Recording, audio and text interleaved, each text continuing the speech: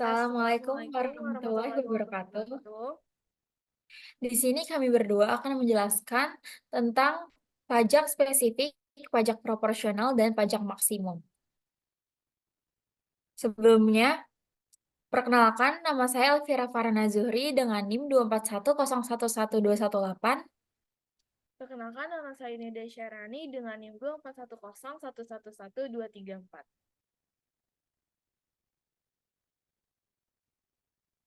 Oke, langsung aja ke pajaknya. Pertama saya akan menjelaskan apa itu pajak. Pajak adalah sumbangan wajib yang harus dibayar oleh para wajib pajak kepada negara berdasarkan undang-undang tanpa ada balas jasa yang secara langsung diterima oleh pembayar pajak. Lalu selanjutnya ada pengaruh pajak terhadap keseimbangan pasar. Pengenaan pajak oleh pemerintah akan mempengaruhi keseimbangan harga pasar, yaitu akan menggeser kurva penawaran ke kiri, sehingga harga akan naik dan jumlah barang yang diminta konsumen berkurang.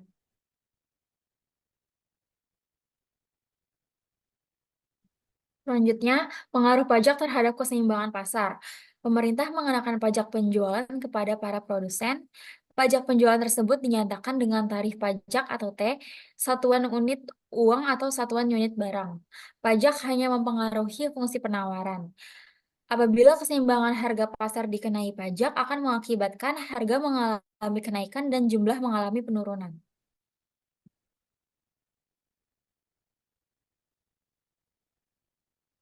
Ini adalah rumus perhitungan pajak.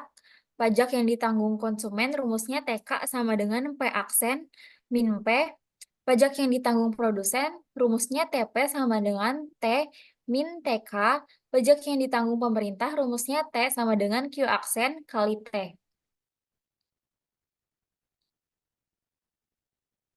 Kemudian selanjutnya di sini ada bentuk-bentuk pajak. Yang pertama ada pajak spesifik, yaitu pajak yang dikenakan dengan nominal pajak tertentu terhadap objek pajak.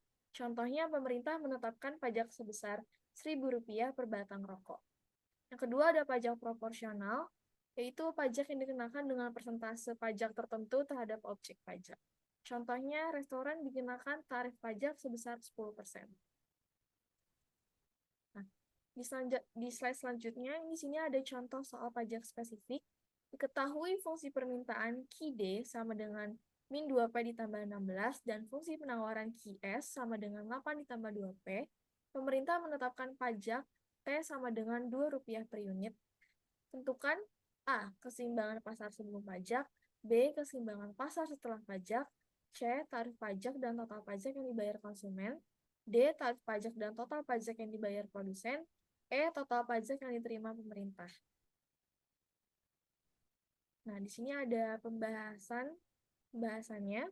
Yang pertama, kita akan mencari keseimbangan pasar sebelum pajak, yaitu dengan rumus QD sama dengan QS, yaitu min 2P ditambah 16 sama dengan 8 ditambah 2P, min 2P dikurang 2P sama dengan 8 dikurang 16. Min 4P sama dengan min 8.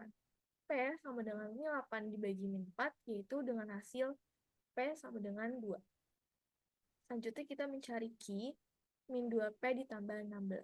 Sama dengan Q sama dengan min 2 dikali 2 ditambah 16. Sama dengan min 4 ditambah 16, dengan hasil Q sama dengan 12.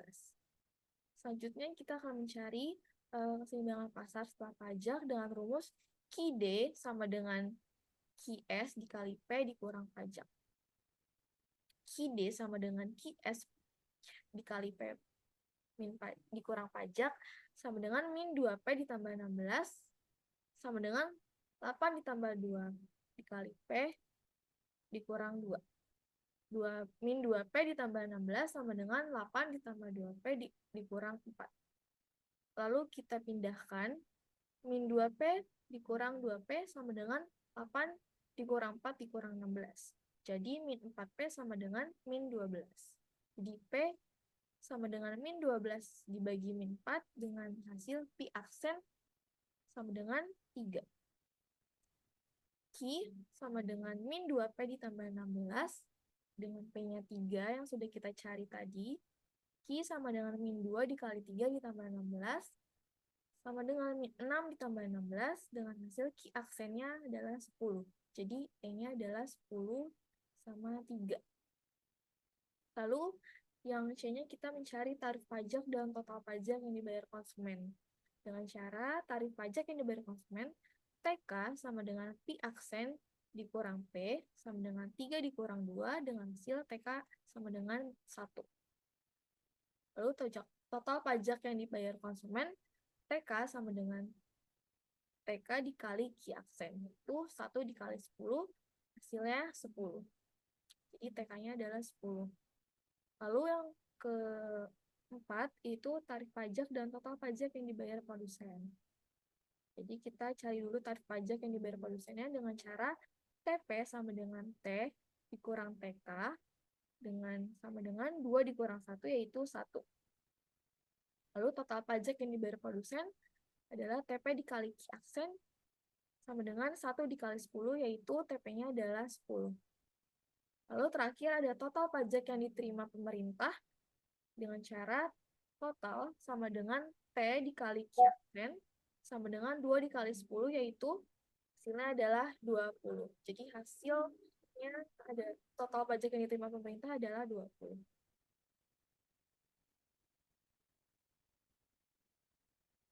Selanjutnya ada contoh soal pajak proporsional. Di sini diketahui fungsi permintaan suatu produk QD sama dengan 15 min P. Fungsi penawaran QS sama dengan 2P min 6. Pemerintah menetapkan pajak sebesar 25% pada setiap unit barang yang dijual.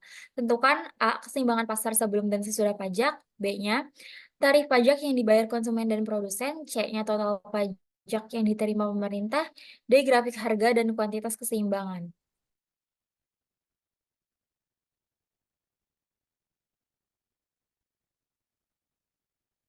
Oke, pembahasannya keseimbangan pasar sebelum pajak.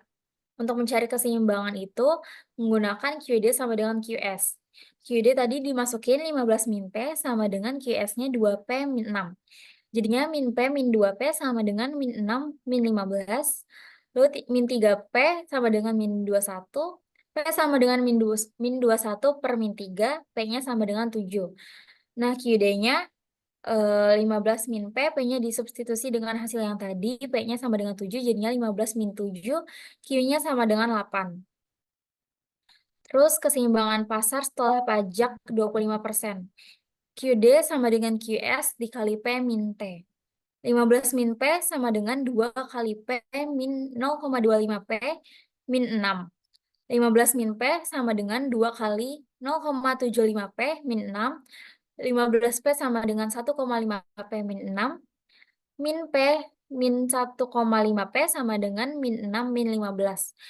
P-nya sama dengan min 21 per min 2,5, sehingga mendapatkan P aksen sama dengan 8,4.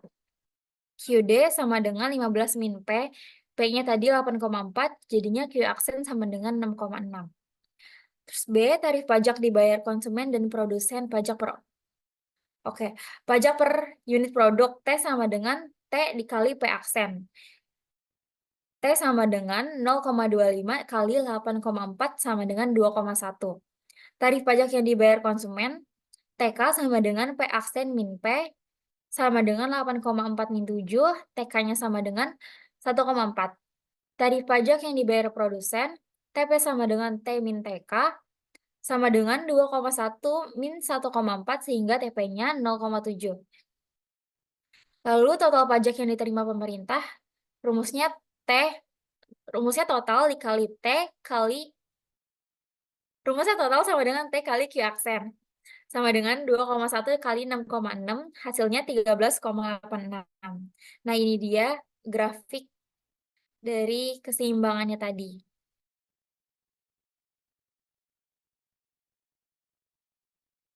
Selanjutnya ada bentuk pajak yang ketiga yaitu pajak maksimum.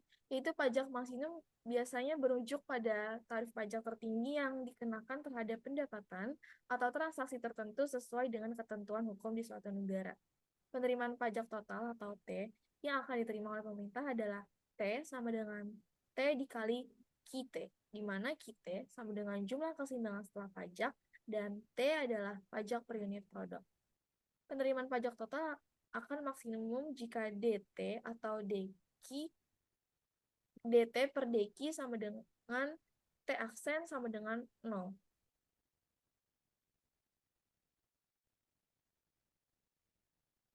Di sini ada contoh soal pajak maksimum. Fungsi permintaan dan penawaran dari suatu produk adalah PD sama dengan 17 min Q dan PS sama dengan 0,25 Q plus 2. Berapakah pajak per unit T yang harus dikenakan oleh pemerintah supaya penerimaan pajak maksimum? Dan berapakah besarnya pajak maksimum tersebut?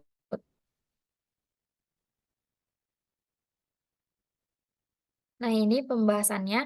Fungsi penawaran setelah dikenakan pajak adalah P sama dengan 0,25 Q plus 2 plus T, sehingga keseimbangan pasar PD sama dengan PST 17 min Q sama dengan 0,25 Q plus 2 plus T. Maka T sama dengan 15 min 1,25 Q, T sama dengan T kali QT sama dengan 15 min 1,25 Q dikali Q, sama dengan 15 Q min 1,25 Q kuadrat. DT min DQ sama dengan penurunan dari yang tadi, 15 min 2,5 Q. Supaya pajak maksimum, maka DT per DQ sama dengan 0, sama dengan 15 min 2,5 Q, sehingga diperoleh Q sama dengan 6. Pajak per unit T sama dengan 15 min 1,25 kali 6 sama dengan 7,5. Besar pajak maksimum yaitu T sama dengan 7,5 kali 6 sama dengan 45.